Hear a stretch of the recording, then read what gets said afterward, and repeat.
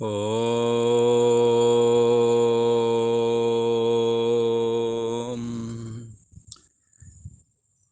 ओम गुरु ब्रह्मा गुरु विष्णु गुरुदेव महेश्वरा।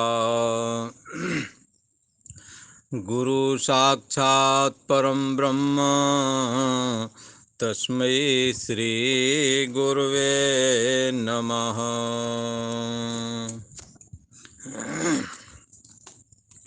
ओम योगेश्वर श्री कृष्ण भगवान की जय। ऐं सरस्वत्यै नमः।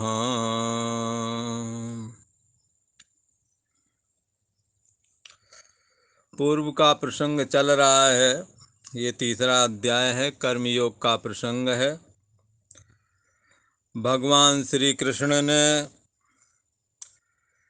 ज्ञानी के विषय में एक बात कही कि उसको कर्म करने की कोई ज़रूरत नहीं है, वो कर्म लोक संग्रह करने के लिए करे।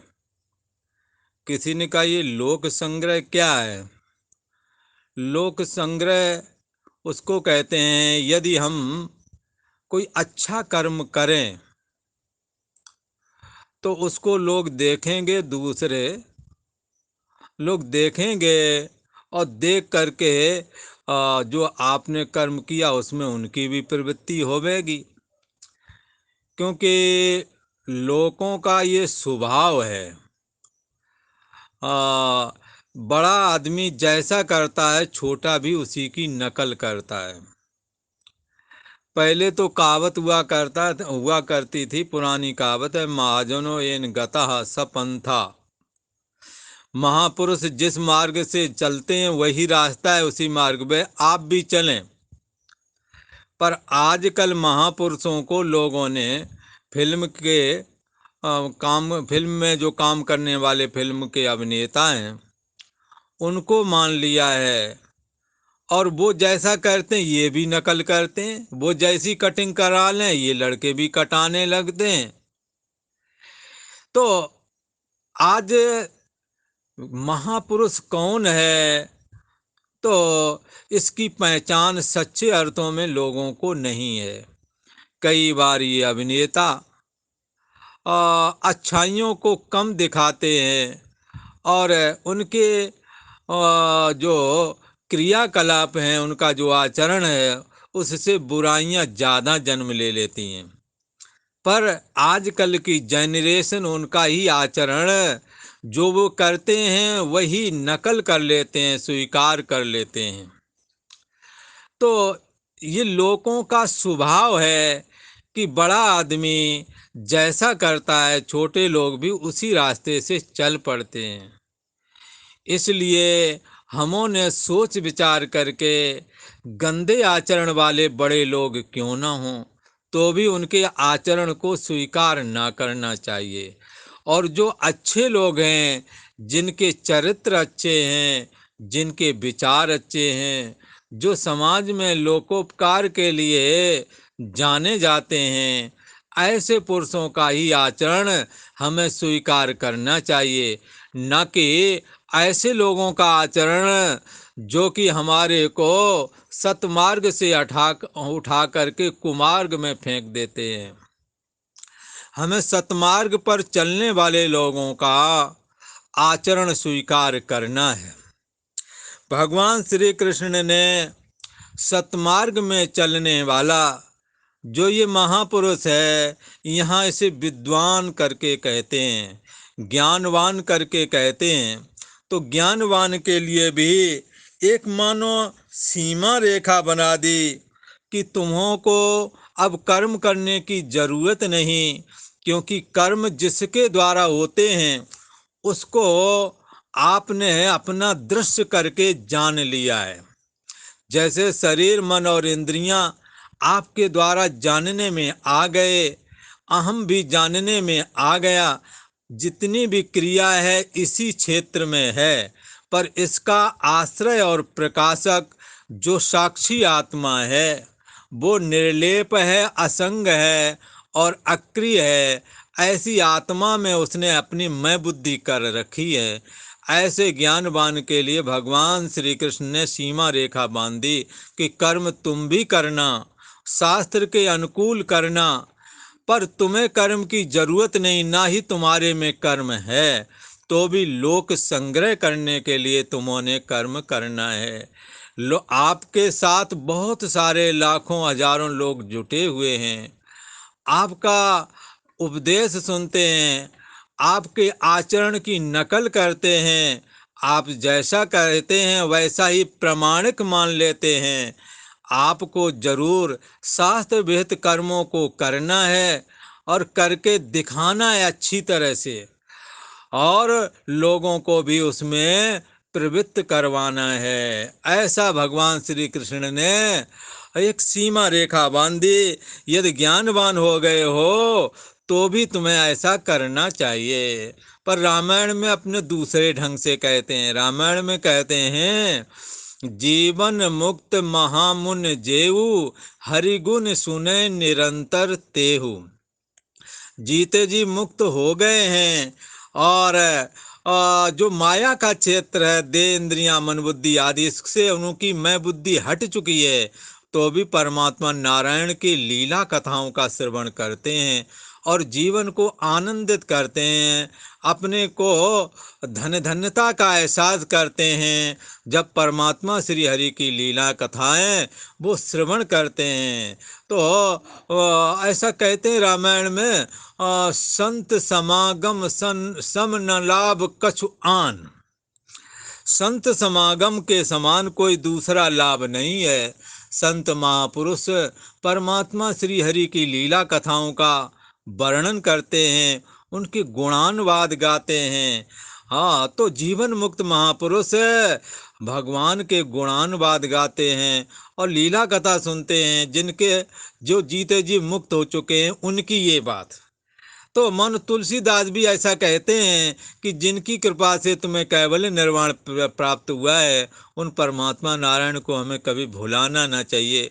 जब तक ये शरीर में अंतिम सांस है, तब तक हम शास्त्र के अनुकूल चलें, और परमात्मा अर्थात ईश्वर, शास्त्र, इनको आदरणीय बना करके ही हमने चलना है। यदि ऐसा तुम करोगे तो तुम्हारे आचरण को स्वीकार करके दूसरे लोग भी ऐसा करेंगे। इसलिए भगवान श्री कृष्ण ने ज्ञानियों के लिए, विद्वानों के लिए भी सीमा रेखा बांध दी और उनसे कह दिया, कर्मों में आसक्त चित्त वाले जो कर्मी लोग हैं, हाँ, उनको उनके बुद्धि में भेद उत्पन्न नहीं करना, बल्कि और अच्छा कर्म करके तुम दिखाना, ऐसा कहा। और अज्ञानी पुरुष का भी भगवान श्री कृष्ण ने लक्षण कर दिया कि प्रकृति के गुणों के द्वारा ही सब प्रकार से कर्म किए जाते हैं। जितने भी कर्म है, संपूर्ण कर्म सब प्रकार से प्रकृति के गुणों के द्वारा किए जाते हैं।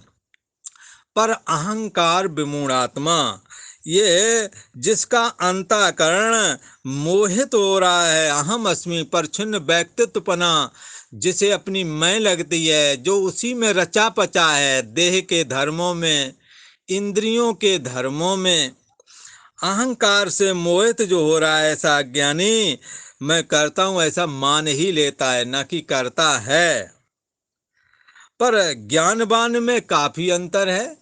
ये जो अज्ञानी है वो तो अहंकार से मोहित हो रहा है और मैं करता हूँ ऐसा मानता है।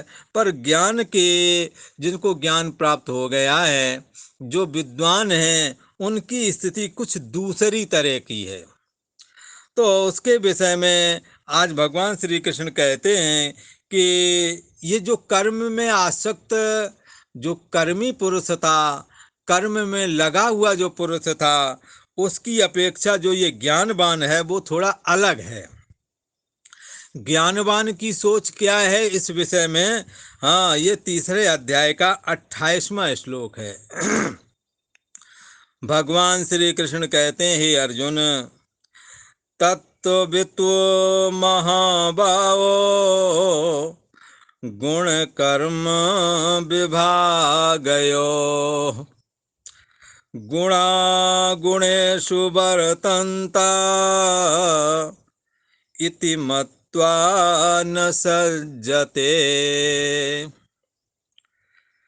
परंतु महाबाहो गुण कर्म विभागयो, परंतु महाबाहो गुण विभाग और कर्म विभाग, दो विभाग हैं। गुण विभाग सतोगुण रजोगुण तमोगुण, है ना। गुण विभाग और कर्म विभाग। हाँ, तो कर्म विभाग तो कर्मेंद्रियां प्राण और कर्मेंद्रिय कर्म विभाग है। तो गुण विभाग और कर्म विभाग तो ये जो है इनका जो तत्व जानता है, ये गुण विभाग क्या है और कर्म विभाग क्या है। त्रिगुणात्मक माया के कारभूत, त्रिगुणात्मक माया के कार्य रूप 5 महाभूत मन बुद्धि अहंकार तथा 5 ज्ञानेन्द्रियां, 5 कर्मेंद्रियां और शब्दादिक 5 विषय, इनके समुदाय का नाम यहाँ पर गुण विभाग कह दिया गया है। और इनकी जो आपस में चेष्टाएं होती हैं उसको कर्म विभाग कह दिया है। तो 5 ज्ञानेन्द्रियां मन बुद्धि अहंकार और 5 महाभूत, ये सब मिलकर के गुण विभाग कह दिया। और इनकी जो जो चेष्टाएं हैं उनको कर्म विभाग करके कहा। गुण विभाग और कर्म विभाग से आत्मा निर्लेप है ऐसा जानना, यही तत्व का जानना है। गुण विभाग और कर्म विभाग, इनसे आत्मा सदा निर्लेप रहता है, असंग है, ऐसा जो जानता है उसने मानो तत्व को जान लिया है। गुण विभाग का तत्व और कर्म विभाग का तत्व क्या है? सबका आश्रय प्रकाशक ये अंतर्यामी आत्मा ही है, यही सबको सत्ता दे रहा है, ऐसा मानो जान लिया है। जो ऐसा जानते हैं उन्होंने कर्म विभाग और गुण विभाग का तत्व जान लिया है। परंतु हे महाबाहो गुण कर्म विभागयो तत्ववित् गुणः गुणेषु वर्तन्ते इति मत्वा न सज्जते। हे महाबाहो गुण विभाग और कर्म विभाग के तत्व को जानने वाला जो ज्ञान मार्गी योगी है वो ऐसा मानता है कि संपूर्ण गुण ही गुणों में बरत रहे हैं। सतोगुण की बनाया हुआ चक्षु और सतोगुण का ही जो विषय है रूप, उसको आपस में आदान प्रदान कर रहे हैं। नेत्र देख रहा है रूप को, तो इसी प्रकार से कान शब्द को सुन रहा है। तो ये संपूर्ण गुण गुणों में बरत रहे हैं। इति मत्वा न सज्जते, ऐसा समझ करके, ऐसा जान करके न सज्जते, उसमें आसक्त नहीं होता। किसमें? गुण विभाग और कर्म विभाग में। तो ऐसा कहा तो भगवान श्री कृष्ण कहते हैं ज्ञानवान को, साधारण मनुष्यों को, ज्ञानवान के लिए ये आदेश है भगवान श्री कृष्ण का कि साधारण मनुष्यों को कर्मों से विचलित नहीं करना चाहिए ज्ञानवानों के द्वारा कि भाई ये कर्म से क्या होगा, ऐसा करके विचलित ना करना चाहिए। तो उसी विषय में भगवान श्री कृष्ण आगे बोलते हैं, क्या कहते हैं? प्रकृतेर्गुण सम्मूढ़ा सज्जन्ते गुण कर्मसु तान कृत्स्न विदो मंदान कृत्स्न भिन्ना विचालयेत। प्रकृति है गुण सम्मूढ़ा, प्रकृति के गुणों से अत्यंत मोहित हुआ मनुष्य। हाँ, प्रकृति के गुणों से अत्यंत मोहित हुआ ये मनुष्य गुण कर्मसु सज्जनते, गुण कर्मसु गुणों और कर्मों में। सतोगुण का कार्य तो ज्ञान वैराग भक्ति आदि देखेंगे। असत्वात् संजायते ज्ञानम, ज्ञान की ओर प्रवृत्ति हो जाएगी। असत्वम सुखे संजयति, और सतोगुण सुख के द्वारा बांधता भी है। ये गुणों का कार्य प्रत्यक्ष दिखता है। तो प्रकृति के गुणों से अत्यंत मोहित हुआ मनुष्य। सतोगुण से जब मोहित होवेगा ना तो सत्वात संजायते ज्ञानम, ज्ञान की वृद्धि होवेगी और सतोगुणी आदमी सुखी रहता है और उस सुख के द्वारा बंध जाता है। तो गुण कर्मसु सज्जनते, इस प्रकार से गुणों में और कर्मों में आसक्त हो जाता है। प्रकृति के गुणों से अत्यंत मोहित हुआ मनुष्य गुणों में और कर्मों में आसक्त रहते हैं। उन अकृत्स्न विदा, ये लोग कैसे हैं? पूर्णतया समझते नहीं है गुण विभाग क्या है, कर्म विभाग क्या है, आत्मा इससे असंग है, इस बात को वो समझते नहीं हैं, इस रहस्य को वो जानते नहीं हैं। इसलिए अकृत्स्न विदा करके यहाँ कहा गया है। संपूर्णता समझ रखने वाले जो ज्ञानी महापुरुष हैं, ऐसे ज्ञानी महापुरुष मंदान कृत्स्न विता, मंद बुद्धि जो अज्ञानी हैं, उन अज्ञानियों को पूर्णता समझने वाला ये ज्ञानवान महापुरुष ना विचालित, विचलित न करे, अर्थात उसे कर्मों से हटाए नहीं, अपितु और अच्छी तरह से कर्म करके दिखाए। ऐसा कहा। प्रकृति के गुणों से अत्यंत सम्मोहित हुआ मनुष्य गुणों में और कर्मों में आसक्त रहते हैं और उन पूर्णतया न समझने वाले मंद बुद्धि अज्ञानियों को जो पूर्णता समझ रखते हैं, ऐसे ज्ञानी विचलित ना करें। ये भगवान श्री कृष्ण ने एक सीमा रेखा बांध दी। तो किसी ने कहा महाराज के ये ज्ञानवान क्या विचलित कर देंगे? ज्ञानवान तो समझदार आदमी है, वो अपना भी हित करता है और उसके संपर्क में जो आ जाता है उसका भी हित हो जाता है। तो ये किस विषय के लिए कह रहे कि विचलित ना करें?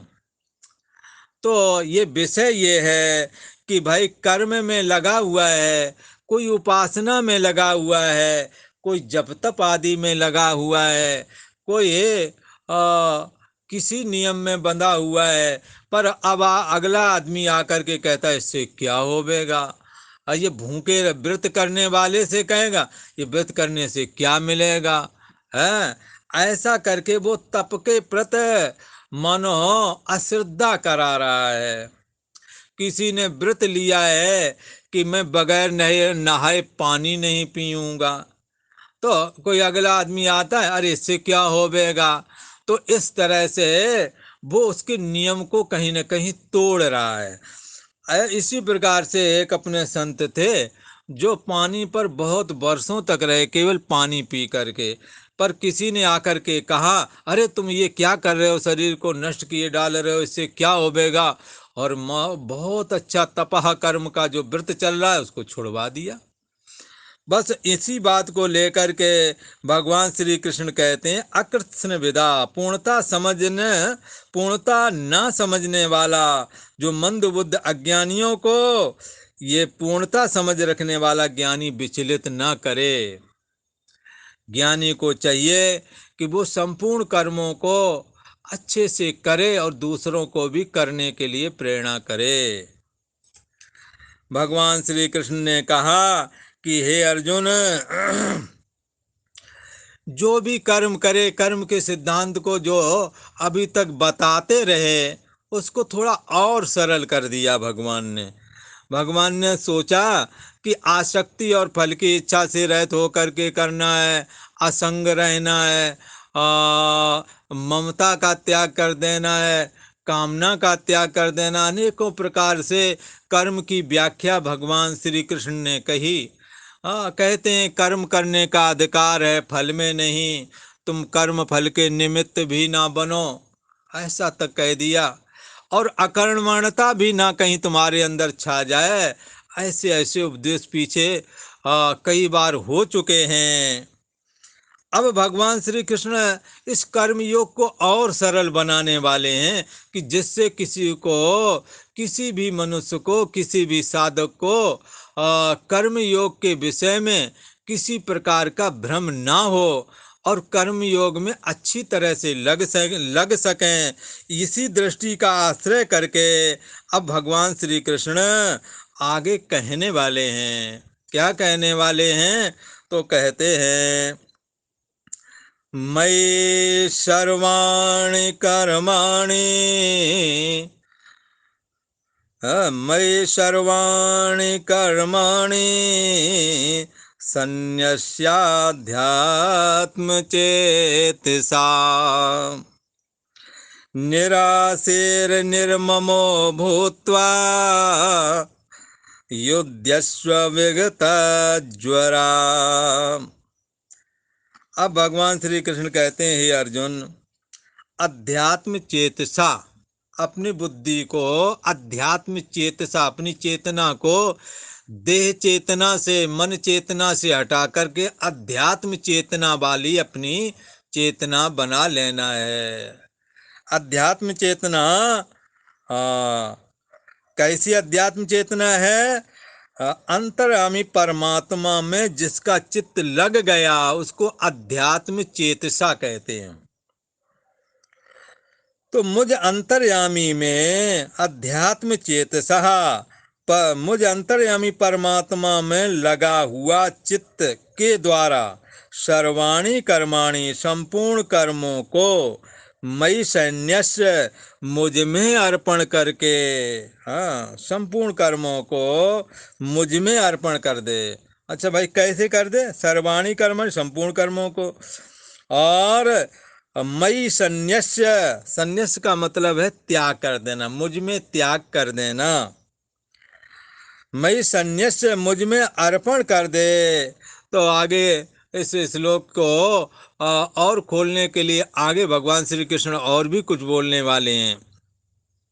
वो कहते हैं, यत करोसि यदस्नासि यज्जुहोषि, यत, जो तुम हवन करो, यत तपस्यसि, जो तुम तपस्या करो, यत करोसि यदस्नासि यज्जुहोषि ददासि यत तपस्यसि कौन्तेय तत्कुरुष्व मदार्पणम, जो भी तुम करते हो वो मुझे अर्पण कर दो।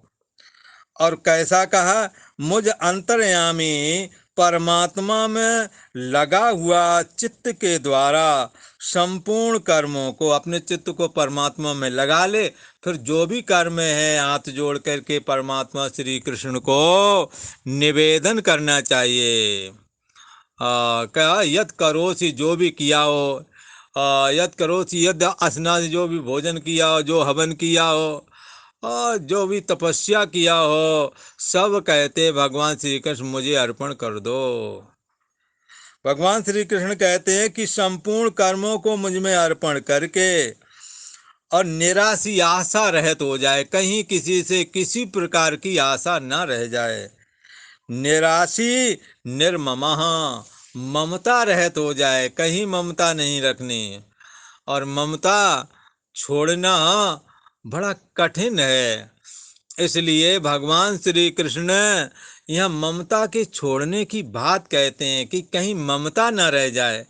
कई संतों ने ये बात बताई कि दुनिया में सबसे भाग्यशाली कौन है, तो यही बात बताई, इस भरी पूरी दुनिया में कोई उंगली उठाकर ये न कह सके ये हमारा है, तो उसकी ममता अपने आप टूट ही जाएगी। और भरी पूरी दुनिया में ये भी किसी को ऐसा कहना लगता है, मैं, मेरा कौन है यहाँ, कोई नहीं है। भरी पूरी दुनिया में जिसको ये मेरा है ऐसा जिसको नहीं लगता है, वो ममता रहित हो गया है, उसकी कहीं ममता नहीं रह गई है। ऐसा कहा भगवान श्री कृष्ण कहते हैं, ये समर्पण वाली, कर्म के अर्पण वाली विधि यहाँ बता रहे हैं, और भी दूसरी जगह और भी बताएंगे। आसक्ति और फल की इच्छा से रहित कर्मों को करे, पर यदि इससे ये बात तुम्हारे से नहीं बनती है तो ये वाली बात जरूर बन जाएगी। अपने चित्त को परमात्मा में अर्पण करके, स्थित करके, परमात्मा का चिंतन करते हुए, परमात्मा का स्मरण करते हुए अपने संपूर्ण कर्मों को परमात्मा नारायणार्पण मस्तु कर दें। शरीर, वाणी और मन से किए जाने वाले संपूर्ण कर्मों को मैं परमात्मा नारायण को अर्पण करता हूँ, ऐसा बोलो, और बोलने से हो जाएगा, क्योंकि वाणी एक अपने आप में कर्म है। जैसे हाथ से कोई कर्म करते हो वैसे वाणी का भी कर्म है। इसी प्रकार से मन से इस बात को स्वीकार कर लेने मात्र से आपका कर्म समर्पण वाला माना जाएगा। इसलिए आप परमात्मा के सम्मुख बोले, हे प्रभु मैं आपका हूँ, आप मेरे हैं। हे प्रभु मैं आपको कभी भूलूं नहीं। ऐसा भगवान से प्रार्थना करते रहना चाहिए, क्योंकि हमारी बुद्धि और इंद्रियां अत्यंत कमजोर हैं। अभी जो बात सुनी है दूसरे घंटे के बाद में वो बात हमें स्मरण नहीं रहती है। इसलिए अंतिम समय में परमात्मा की स्मृति कैसे रहे, इसकी जिम्मेदारी को भी श्री हरि नारायण को समर्पित कर दो कि हे प्रभु हमारी इंद्रियां और मन बुद्धि ये विस्मरण कर दे रही हैं आपका। आप कृपा करो और हमारे अंदर अपना स्मरण चला दो। मैं संपूर्ण कर्मों को आपको अर्पण करता हूँ।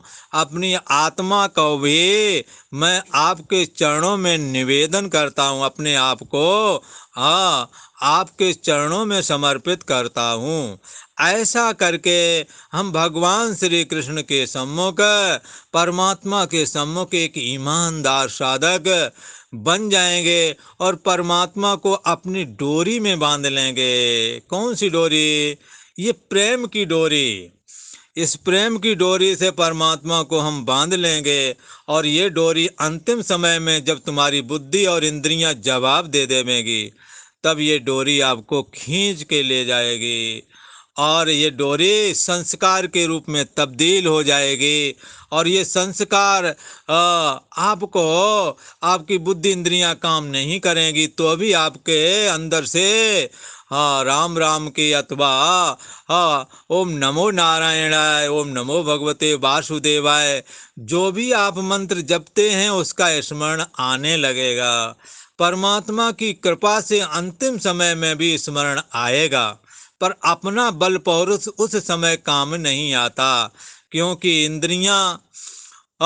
इंद्रियां जो है जड़ता को प्राप्त हो जाती है, बुद्धि भी मूढ़ता को प्राप्त हो करके अंत तो गत्वा मरण मूर्छा को प्राप्त हो जाते हैं। पर संस्कार जिन्हों के अंदर है उस मूर्छा में भी उनकी जिह्वा हिलती हुई सी दिखती है। उनकी अंतरात्मा में परमात्मा का नाम स्मरण जैसा चल रहा होता है। इसलिए ये संस्कार हमें बुद्धि के बाद भी आगे ले जाते हैं। बुद्धि तो मरण मूर्छा को प्राप्त हो जाती है, पर संस्कार आपके साथ है, वो बुद्धि से आगे का रास्ता तय करके परमात्मा से मिला देता है। और यदि आपने ये डोरी भी जोड़ ली है कि सबकी ममता ताग बटोरी, आपने ममता तो भगवान के चरणों में बांध ही दी है, अपने संपूर्ण कर्मों को भगवान में निवेदन कर दिया है और भगवान के भरोसे हैं, और प्रतिदिन ये भी आप बोल ही रहे हैं प्रभु मैं आपको भूलूं नहीं, तो आप निश्चय करके जाने आप नहीं भूलेंगे।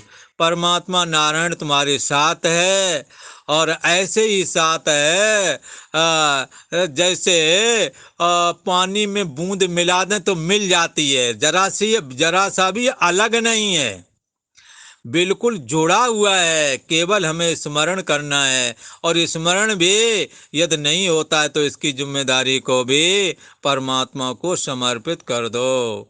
आप यहाँ भगवान श्री कृष्ण कहते हैं मेरे में मन को, चित्त को, अपनी चेतना को मेरे में लगा दो और फिर क्या करो, तो कहते हैं मयि सन्न्यस्य सर्वाणी कर्माणि, मुझ में संपूर्ण कर्मों का त्याग कर दो, मेरे को संपूर्ण कर्म अर्पित कर दो।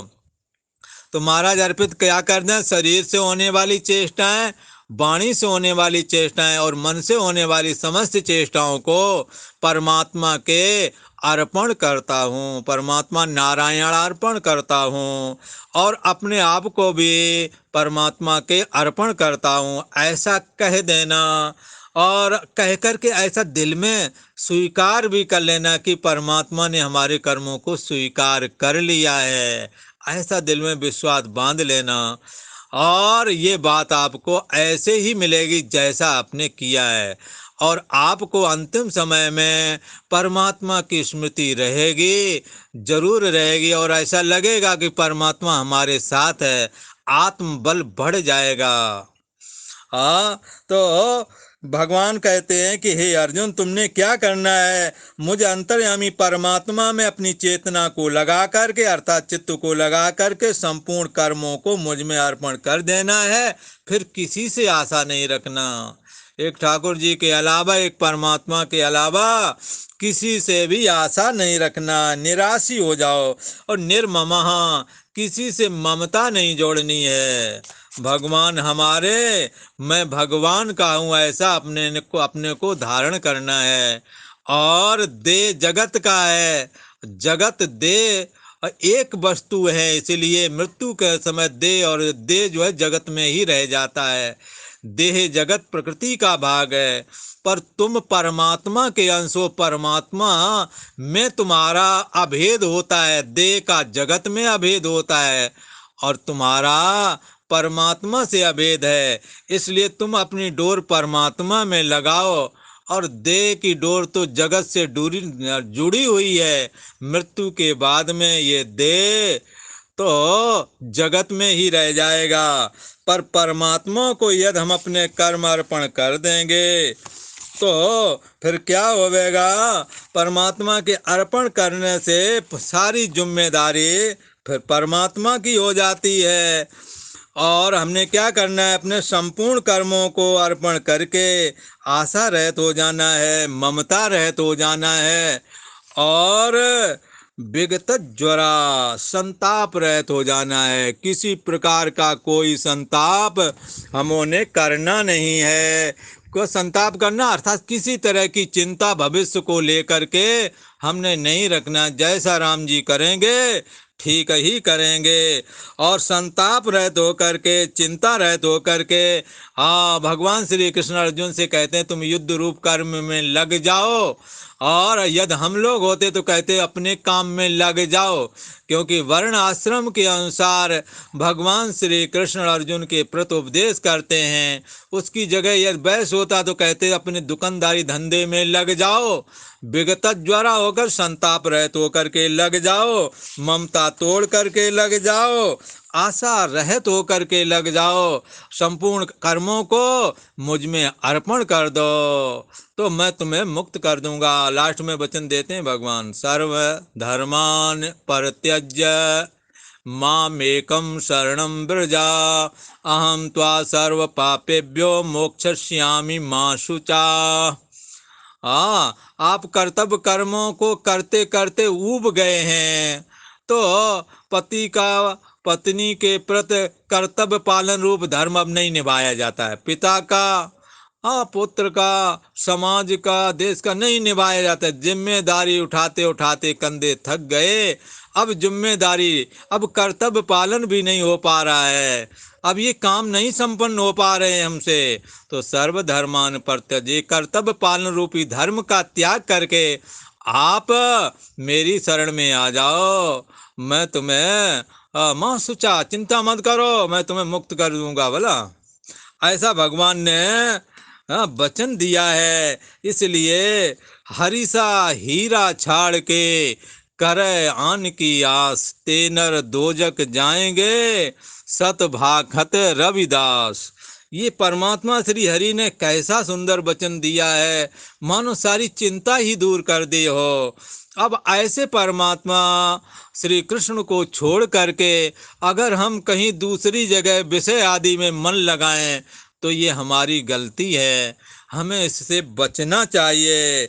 भगवान श्री कृष्ण ने कहा, मुझ अंतर्यामी परमात्मा में अपने चित्त अर्थात चेतना को लगा करके संपूर्ण कर्मों को मुझ में अर्पण करके कर दो, और फिर आशा रहित और ममता रहित हो जाओ, और चिंता छोड़ दो। विगत ज्वरा, किसी प्रकार का कोई संताप मत रखो, और ऐसा होकर के जो अपने कर्तव्य हैं उनमें लग जाओ चुपचाप।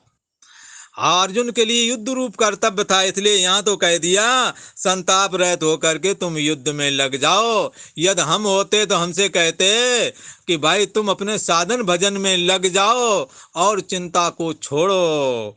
तो इस तरह से बड़ा भरोसा राम का, ऐसा भगवान श्री कृष्ण ने मानो कह दिया। आज को यहीं पर विश्राम करते हैं, आगे की चर्चा कल को करेंगे। ओम शांति शांति शांति।